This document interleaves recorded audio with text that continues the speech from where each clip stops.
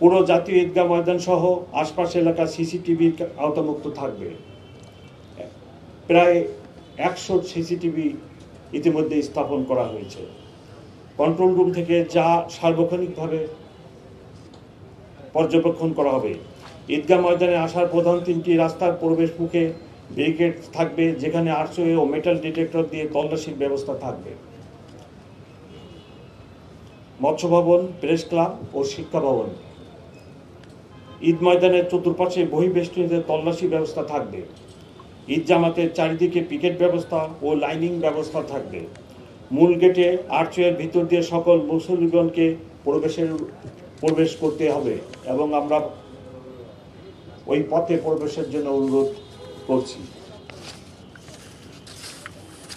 নারীদের জন্য পৃথক নামাজের ব্যবস্থা, প্রবেশ গেট এবং পৃথক নিরাপত্তা ব্যবস্থা থাকবে। ঈদগাহ ময়দান ও আশপাশের এলাকায় এসবির সুইমিং টিম এবং সিটিটিসি ডগ স্কোয়াড সুইমিং করবে। সোয়াট ও bomb disposal unit stand by থাকবে। সাদা পোশাকে ডিবি ও সিসিটিভি সদস্যবৃন্দ মোতায়েন থাকবে। পুরো এলাকা ঘিরে তারা আলাদা নিরাপত্তা বলয় তৈরি করবে। ওয়াচ টাওয়ার থাকবে, যার উপর থেকে মনিটরিং করা হবে। নিরাপত্তা প্রদানে নিয়োজিত অন্যান্য আইনশৃঙ্খলা বাহিনীর সাথে আমাদের সমন্বয় থাকবে। গোয়েন্দা সংস্থাসমূহের সাথে সার্বজনীন সমন্বয় থাকবে। ফায়ার ব্রিগেডের ফায়ার টেন্ডার প্রস্তুত থাকবে। এমার্জেন্সি মেডিকেল টিম প্রস্তুত রাখা হবে।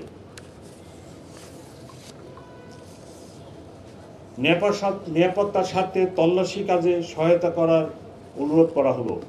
কোনো প্রকার ব্যাগ, ধারালো বস্তু, দাহ্য পদার্থ নিয়ে না আসার জন্য মুসল্লিগণকে অনুরোধ করা যাচ্ছে।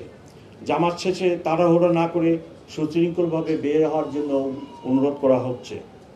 সন্দেহজনক কিছু মনে হলে নিকটস্থ পুলিশ সদস্যকে জানানোর জন্য আমরা অনুরোধ জানাচ্ছি।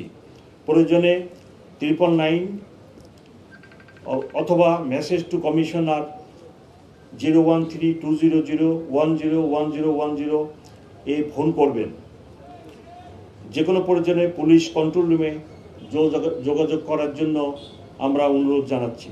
পবিত্র ঈদ উল ফিতর বয়ে আনুক অনাবিল আনন্দ, এই প্রত্যাশায় সবাইকে আবারও ঈদের শুভেচ্ছা জানিয়ে আজকের মিডিয়া ব্রিফিং শেষ করলাম।